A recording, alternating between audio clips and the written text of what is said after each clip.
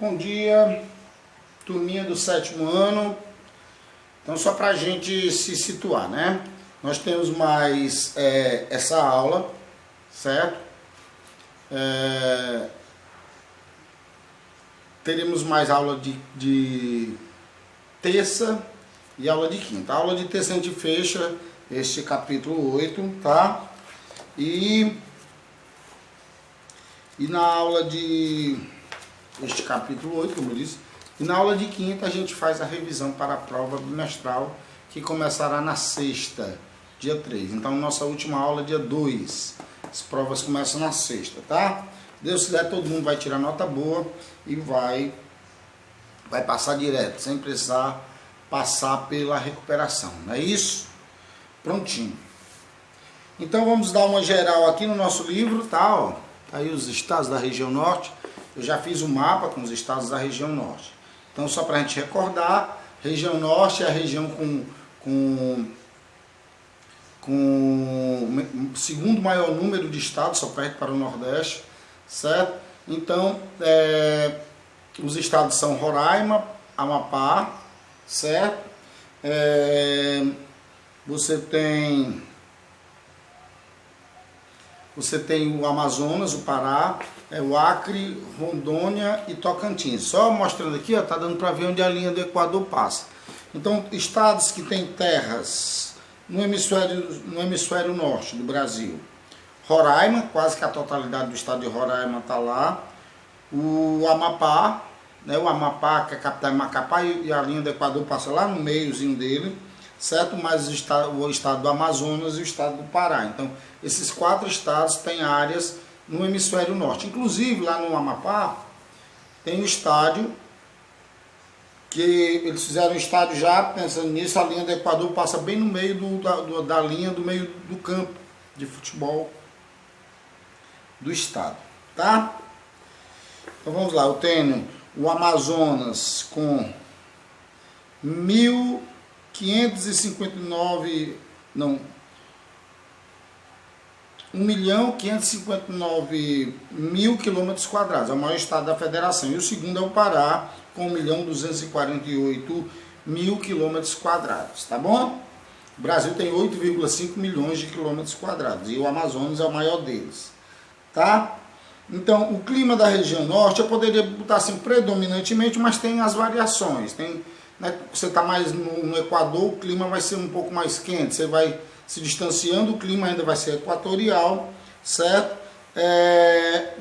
Mas vai mudando um pouco, então tem um pouquinho de alteração. Mas eu poderia dizer que o clima predominante da região norte seria o clima equatorial, que é aquele quente e chuvoso, chove muito, chove todo dia, tanto que o pessoal costuma marcar encontro, certo? Para depois da chuva, lá em alguns lugares. Que hora a gente se encontra? Depois da chuva a gente se encontra, certo? Então, por conta desse calor, há uma grande evapotranspiração. Professor, o que é evapotranspiração? É a perda de água para a atmosfera, né? Quando a água evapora, vai para a atmosfera, certo? Através dos animais, das plantas. Porque planta também evapora, animal também evapora. Não evapora todo, né? Mas um pouquinho a gente transpira, tá lembrado que a gente transpira? Pronto.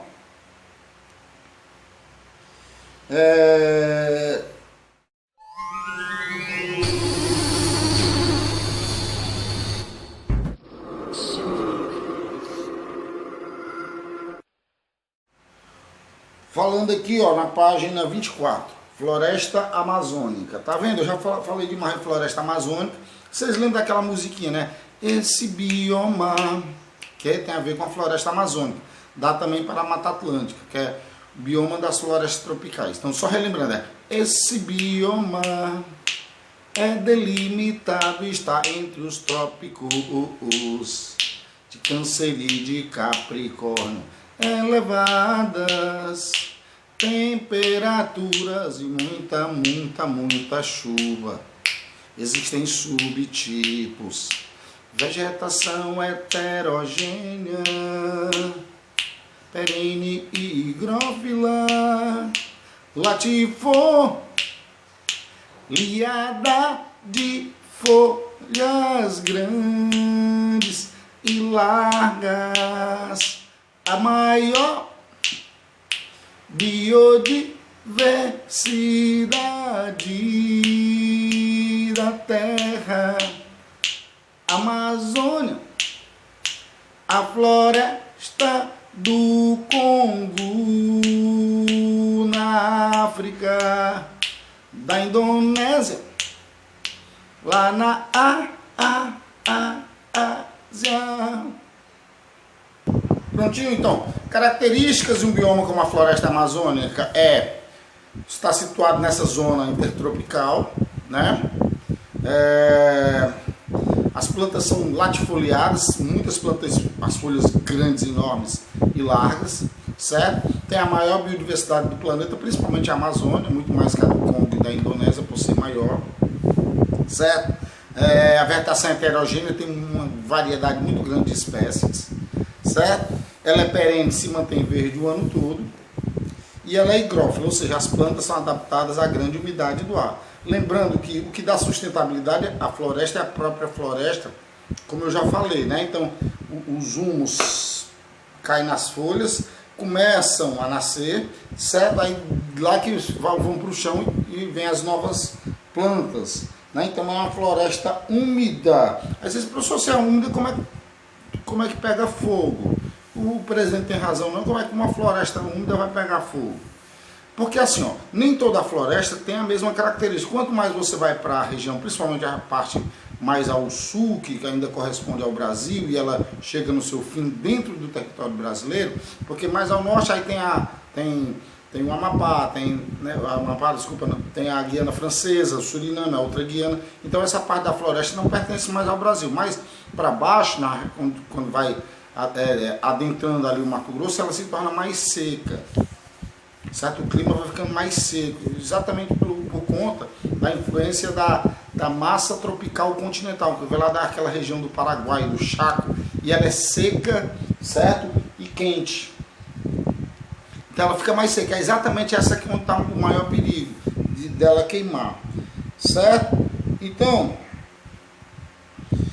você tem a proliferação da floresta na mesma floresta, então você não tem o solo da Amazônia, ao contrário do que muita gente pensa, quando vai lá ver tudo verdinho, ele é raso, ele não é um solo nem bom para agricultura, certo? Ele é bom para cultivar arroz, seria bom, porque uma parte do solo é alagado, né?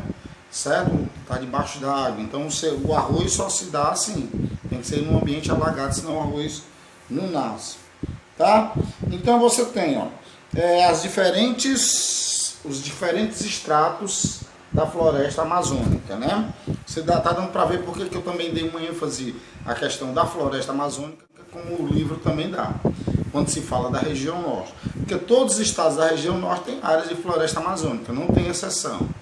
Além deles, ainda tem outros fora da região norte que também tem, certo? Então você tem as partes mais baixas, tem as partes médias e as partes bem altas, aquela árvore zona gigantesca, né? Que é um perigo exatamente porque o solo é raso, o solo não é profundo, né? Então você vai lá, mas você lá em cima de uma árvore zona daquela, num tempo de chuva, o solo raso, vem um raio, pá, pega nela, ela cai com facilidade, né?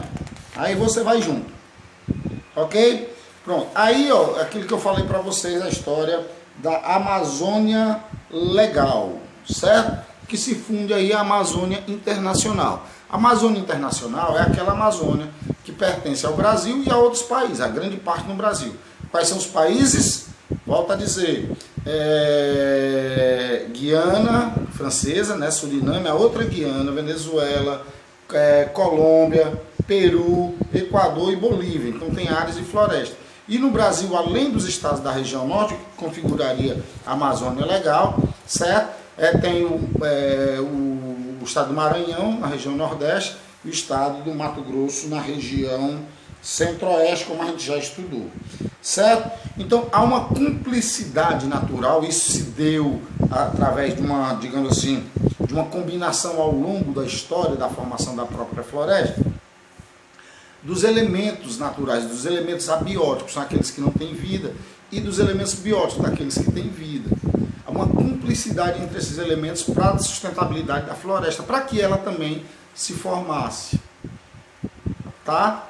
Então essa formação se deu através da integração do solo, do relevo, vamos dizer assim, certo? Da forma de relevo, certo? Da formação vegetal, do clima, da massa de ar, né? Então do rio, né? Do rio Amazonas, certo? Do clima equatorial, da floresta equatorial amazônica, da massa equatorial continental, principalmente, certo?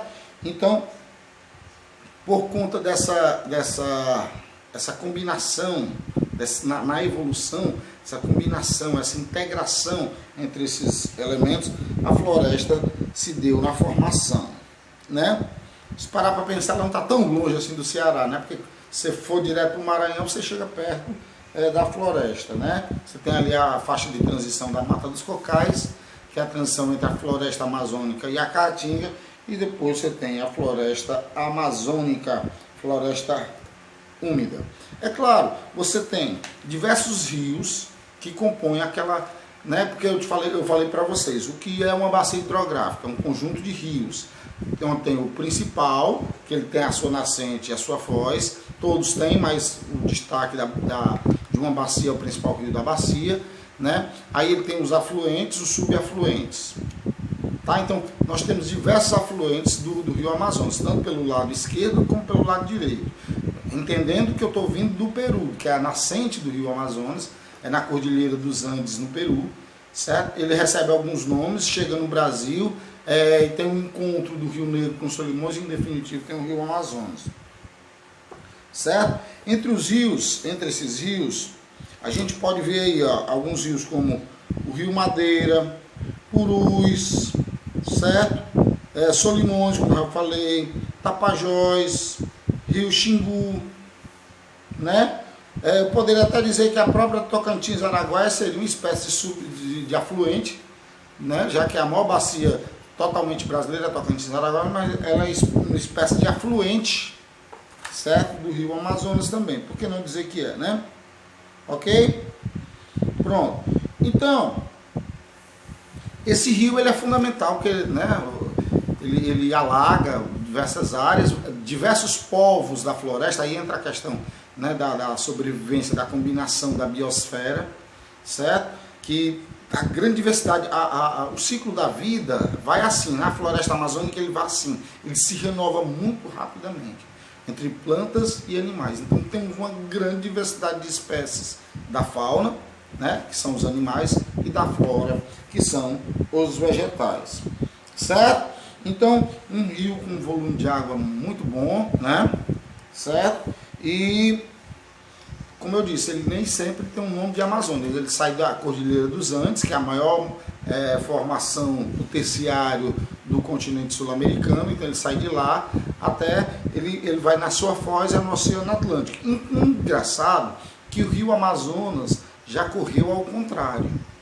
Ele corria ao contrário, certo? Aí, por conta do surgimento da Cordilheira dos Andes, né, que se deu no período terciário da era Cenozoica, que é a atual era, né? Por isso que é um dobramento moderno, certo? Que é pré-cambriano, paleozoico, mesozoico e cenozoico, certo? São as eras geológicas, certo? Pronto. Eu destacaria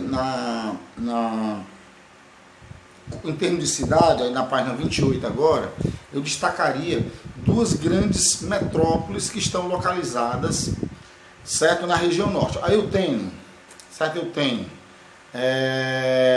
as capitais. Quais são as capitais? Boa Vista, Macapá, mas são cidades pequenas, certo? Eu tenho Rio Branco, que é a capital do Acre, também é uma cidade pequena. Eu tenho Porto Velho, que não é tão pequena, mas é pequena em relação às grandes metrópoles.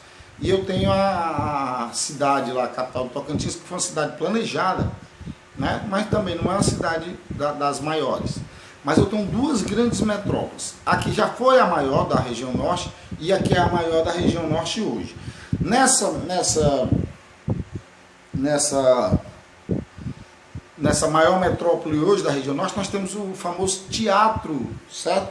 Teatro do Amazonas, que diz que ele foi construído com a riqueza do ciclo da borracha. Porque na região norte nós tivemos os grandes ciclos do Brasil, mas na região norte nós destacaríamos aí o ciclo da borracha, que, né, dos seringais, até que houve a confusão do Acre e a Bolívia acabou vendendo aquela parte lá do Acre para nós, e hoje é o estado do Acre, né? Então você tem a seringueira, eles vão lá, né? Melhor dizendo, eles vão lá, aí eles, né, cortam lá e vão extraindo o látex, certo? E dali se faz borracha, certo? Então, eu destacaria, além de Manaus, certo? Que a cidade, além desse teatro aí, que não é só o teatro é para a questão do turismo, mas Manaus tem a nossa Zona Franca, ou seja, os produtos nacionais que a gente compra, né, eletroeletrônicos, a maioria vem de Manaus, porque tem um polo industrial lá, certo? É a chamada Zona Franca de Manaus, certo? Tem a SUFRAM, inclusive, que é a Superintendência da Zona Franca de Manaus, certo? E tem, claro, a Superintendência de Desenvolvimento da Região Norte, né?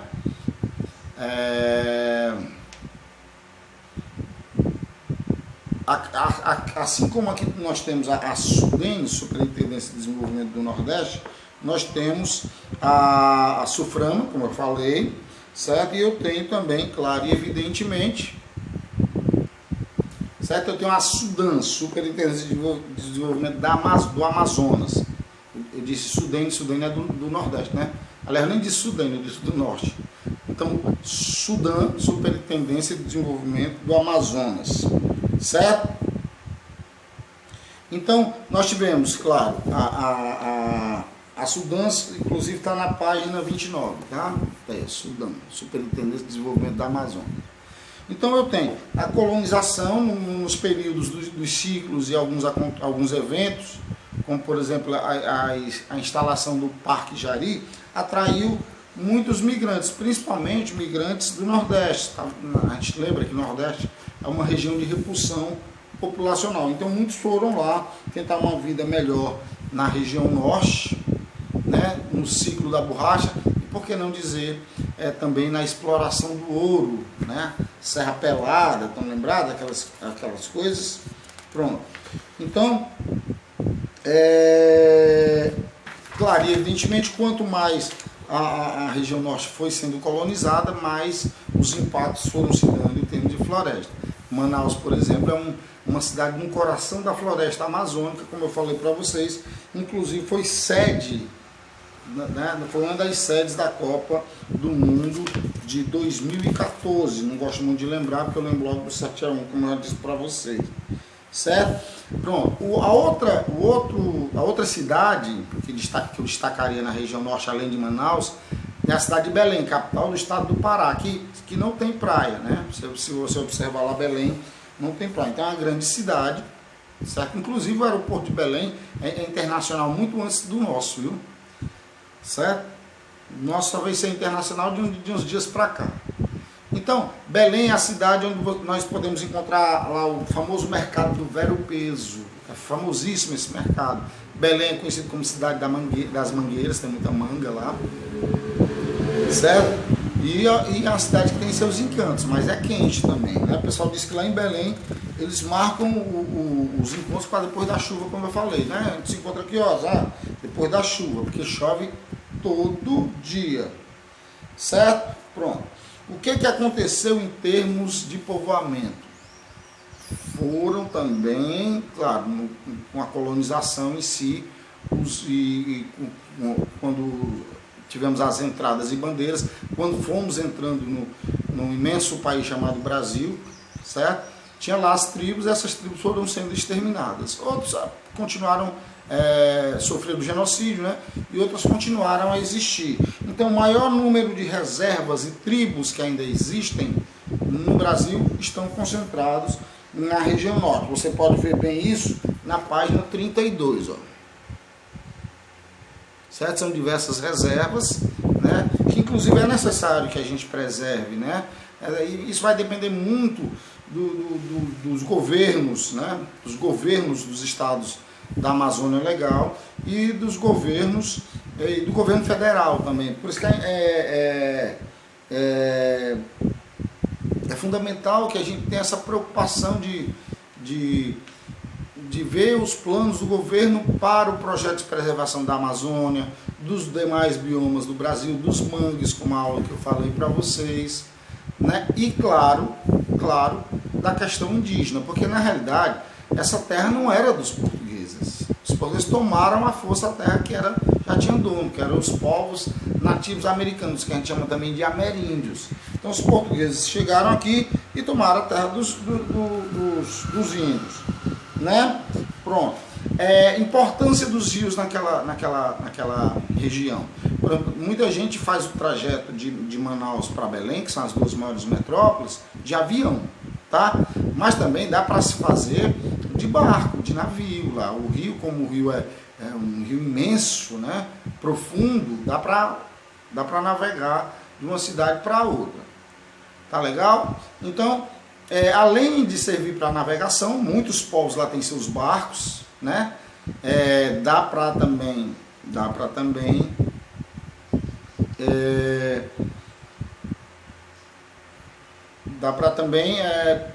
né, utilizar a água do rio em si, né? Certo? Para diversos fins. A gente precisa de água, a gente utiliza água para lavar muitas coisas, né? Então, e também para tirar a sobrevivência, né? Os peixes, né, do rio Amazonas. Então, muitos dos chamados ribeirinhos, né, certo? Ou seja, aquele povo que vive ali à margem, né, no rio. Tanto que tem aquelas casas lá que são construídas dentro do rio, que são as palafitas, que eu mostrei para vocês também nos mangues. Tem lá uma palafita, tá? Então, você tem as atividades da página 34, 35 e 36 para fazer, tá? Eu vou mostrar uns videozinhos pequenos para vocês. Espero que eles não bloqueiem minha aula de novo, né? Alguns pequenos vídeos para vocês lá de como seria mais ou menos a vida, o cotidiano daquelas pessoas que vivem ali às margens do próprio rio Amazonas, que a bacia hidrográfica do Amazonas é a maior bacia hidrográfica do mundo. O rio Amazonas é assim o maior rio do mundo. Tá bom? Ok, vamos lá.